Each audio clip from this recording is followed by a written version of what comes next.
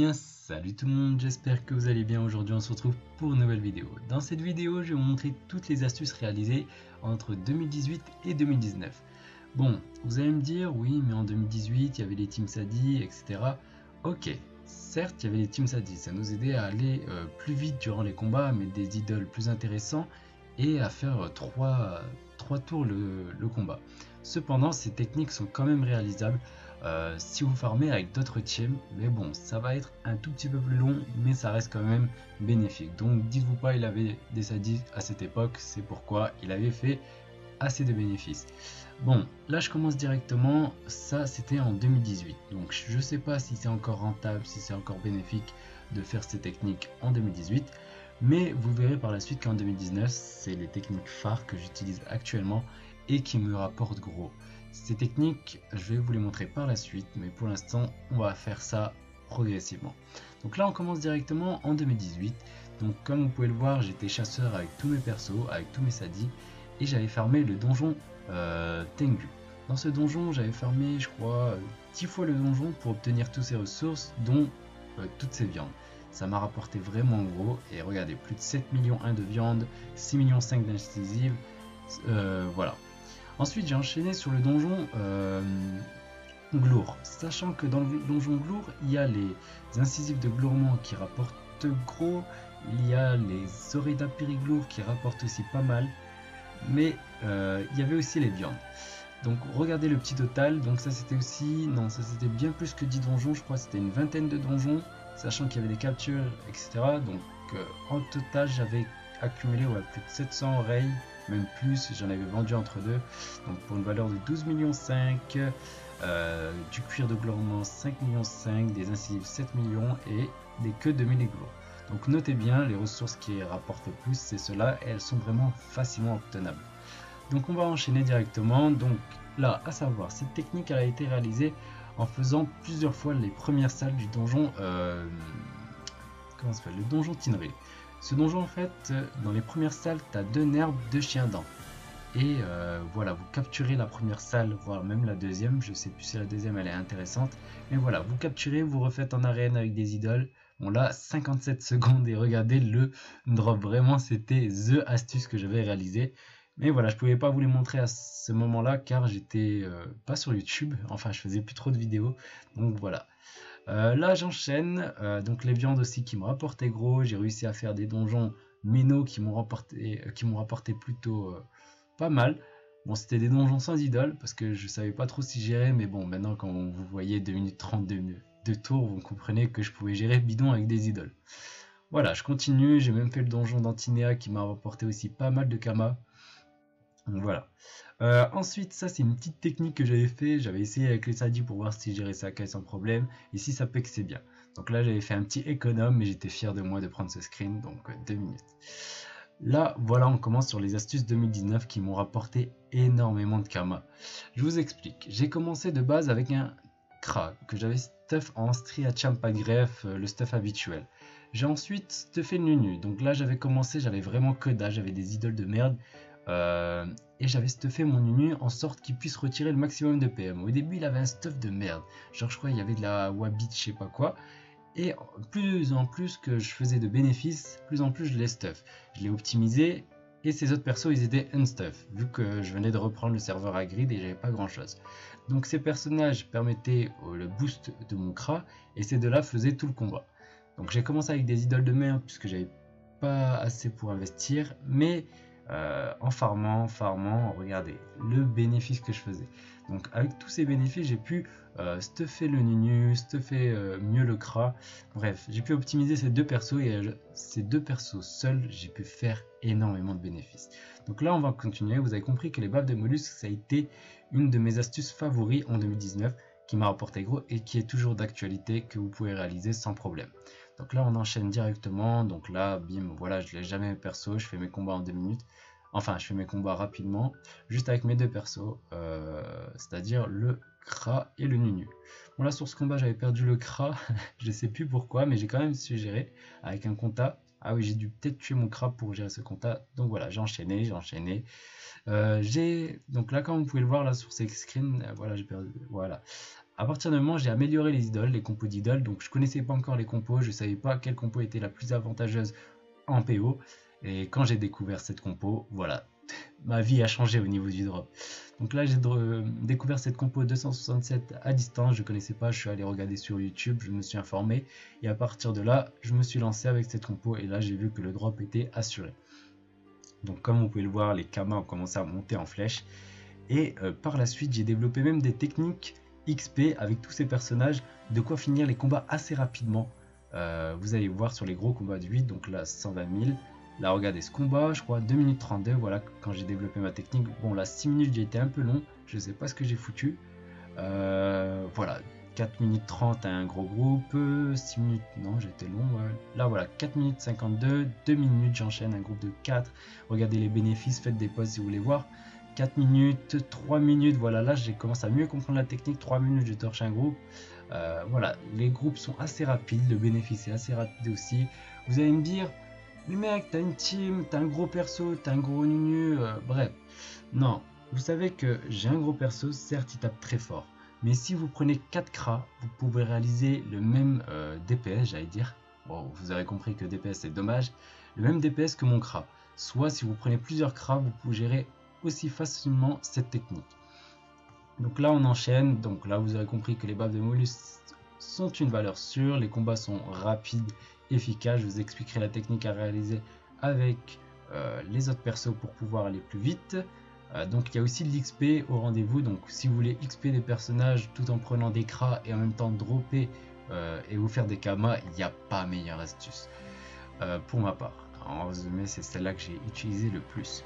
Donc là on va passer un peu plus, donc 3 minutes 55, voilà, XP, gros groupe, drop, vous avez compris. Donc là il y a aussi les lanternes, donc c'est la zone juste à gauche des profondeurs de Siphokia. Donc le domaine des tritons, donc vous droppez des lanternes de tourton et cela se vend extrêmement bien. Voilà, elles sont bien pour la lunette tourton qui est très utilisée, que ce soit le pandataire pour Excelorium ou pour les Yoptères. Donc comme vous pouvez le voir, les baffes de Molus se vendent à un prix, c'est des pépites ce bordel, c'est un truc de fou, ça se vend super bien, ça rapporte gros, et voilà. Donc là c'est une de mes principales astuces Kama. Donc les baffes de Molus, ça se vend surtout par l'eau de sang, donc je vous le conseille, l'eau de sang et les écailles. Donc voilà, par l'eau de 10 ça part aussi, les pinces ça part, les écailles, bref, tout part. Ça vous fait d'énormes bénéfices. Ça a été ma technique que j'ai réalisée le plus. Donc là on va enchaîner, donc les Mekama ils faisaient qu'augmenter, bref. Là j'avais testé les sauts des fondateurs, donc avec les volants hydrauliques. Ce que j'ai fait c'est que j'ai voulu descendre dans les zones en dessous en faisant plus de bénéfices. Je me suis dit je vais investir pour encore faire plus de bénéfices. Mais je vous déconseillais directement d'acheter ça parce que je les ai revendus 2 jours après. C'est que les zones en bas elles sont vraiment dégueulasses niveau map à distance. Et aussi niveau monstres, les mantas, les queues de mantas ne se vendent pas du tout. Il y a une valeur estimée mais c'est pas du tout bénéfique. Donc voilà, j'ai tout revendu et je me suis fait 25ème. Donc ça s'est revendu aussi vite. Donc voilà. Ensuite, la deuxième astuce Kama. On se lance sur la deuxième astuce Kama qui est Free 3. Je suis désolé pour les bas niveaux, ils ne pourront pas réaliser cette technique. Mais cette technique est facilement réalisable pour les hauts niveaux qui ont passé tous les donjons Free Ghost 3. Donc arrivé dans cette zone, vous pouvez dropper pas mal de ressources qui coûtent vraiment cher. Ils servent au craft des panoplies rigides. Et ils sont extrêmement simples. Donc là je réalise toujours avec ma technique assez rapide avec mes personnages que je vous expliquerai en fin de vidéo.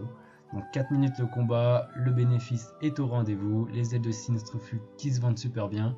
Donc 7 minutes, 3 minutes 30, regardez ce combat, les étoiles, le pex est monstrueux. Si vous voulez pex même des personnages là-bas, si vous arrivez à aller jusque là-bas avec des personnages, c'est vraiment super bénéfique. Les pics de Noctulab se vendent aussi super bien. Voilà, regardez, là vous allez être choqué, 2 minutes 20 le combat, et regardez le groupe que j'ai géré. Donc là vous comprenez qu'il y a un truc derrière, c'est même aussi bien qu'avec les Sadis. Bon là ça dure 5 tours, ça joue souvent sur 5 tours, voilà c'est un autre screen. Ouais. Donc là ça a été 10 tours, j'ai dû faire de la merde, ouais j'ai dû perdre mes persos, voilà. Donc là c'est ma troisième astuce que moi. Là vous allez me dire, mais mec t'es un chien, t'attaques des percos et tout. Bref, j'attaque des percos très tôt le matin. En sorte qu'il n'y ait pas de def. Vous allez me dire, ouais, mais mec, t'es un gamin de faire des trucs comme ça se fait pas, que ce soit estime de soi, nanana. Non, mec, il n'y a pas d'estime de soi, c'est un jeu, on est là pour jouer, on est là pour s'amuser. Et en plus de ça, c'est pas aspect genre je vais attaquer parce qu'ils sont pas là. Non, c'est un aspect stratégique. Mec, tu profites qu'il n'y ait personne pour défendre pour pouvoir attaquer et faire tes bénéfices. Pourquoi tu vas te casser la tête à te dire mais mec, il y a un mec qui a posé un perco, il faut faire attention. Non mec, c'est un jeu, t'es là pour t'amuser, faire tes bénéfices, faire ton gameplay, t'adapter en fonction du jeu, t'adapter en fonction des personnes en face. Il faut que tu joues sur tous les tableaux. Bref, en résumé, j'attaque les percos très tôt le matin, quand il n'y a personne. J'ai un gros crash, je sais défendre. S'il y a une défense, on se fait un 1v1 direct. Donc là, c'était un perco à 350 000. Là, c'était un perco aussi à 300 000. Voilà, t'enchaînes le matin, les combats sont super rapides. Là, c'est une astuce, mais de fou malade. Elle rapporte gros, c'est un peu chien, mais voilà, c'est quand même une astuce. Retenez bien ça, et ça rapporte beaucoup. Ce perco, c'est un perco à 650 000. Le mec a défendu, mais j'ai su gérer. J'ai failli perdre ce combat, mais j'ai quand même gagné. Et là, je me suis fait 650 000 en 4 minutes. Donc là, c'est une grosse astuce. Si t'es monocompte ou quoi que ce soit, tu peux te mettre bien. Là, donc je pense que je suis à la quatrième astuce. Cette quatrième astuce a été le brisage. Je vais pas vous mentir, le brisage, c'est toujours le truc le plus sensationnel sur les serveurs. Donc là, comme vous pouvez le savoir, vous avez vu le coefficient d'une ceinture glaciale. Jamais dans ma vie, j'aurais pensé que cette ceinture aurait autant de coef. Dites-vous que les coefs varient. Ils augmentent au fur et à mesure que d'autres items sont détruits. Donc dites-vous que c'est jamais fini. S'il y a un item qui a été détruit il y a un an, qui a été bénéfice de fou, par la suite, son pourcentage va réaugmenter, tu vois. Donc dites-vous pas que tous les items sont finis et qu'il n'y a plus de coef dessus. Non, il y a toujours des items avec de gros coef et de gros bénéfices. Donc là, coefficient 2600%, 4 millions 8 de bénéfices. Donc la ceinture, en fait, je l'avais brisée, c'est parce qu'elle voulait pas se vendre. J'aurais jamais cru qu'il y aurait autant de coef, mais voilà. Donc là, j'ai commencé à faire des brisages ciblés. Là, j'ai choisi des items que je me suis dit, bon, personne va briser parce qu'il n'y a pas ceci, pas cela. Comme cette amulette, il n'y a pas de PA, donc les gens ne vont pas penser à briser.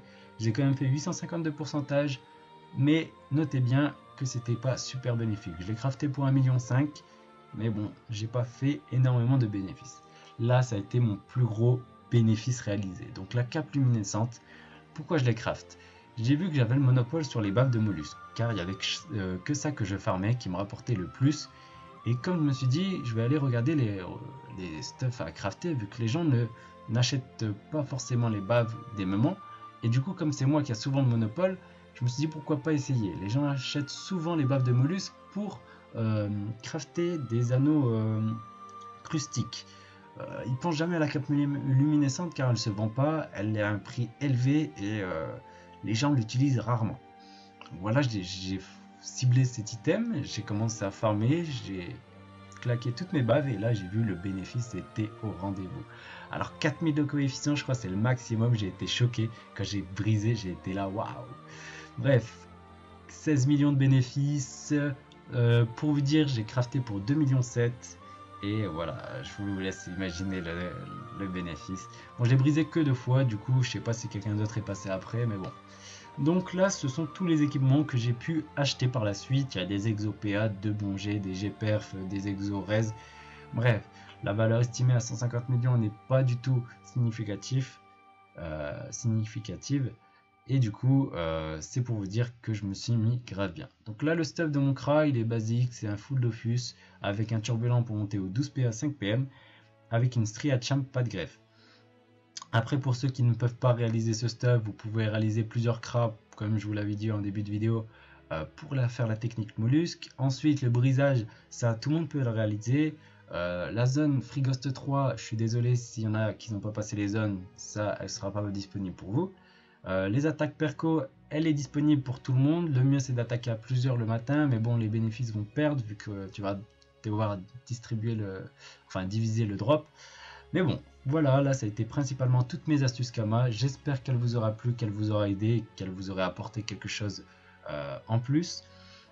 Donc n'hésitez pas à vous abonner. Prochainement, je vais vous montrer une astuce Kama, mais jamais de la vie tu vas te dire que voilà, en fait tu n'y penses pas forcément. Les gens l'ont tous en face de lui, mais en face de soi, mais n'y pensent pas, tu vois. Mais bon, je vais vous raconter tout ça sur une prochaine vidéo. Il y aura des astuces Kama, des astuces XP. Et j'avais pensé aussi à un autre truc, des astuces farm. Donc comment optimiser des teams pour pouvoir accélérer la production et pouvoir faire plus de bénéfices. Donc voilà, on se dit à la prochaine, portez-vous bien, n'hésitez pas à vous abonner ou à lâcher un like. Allez, bye.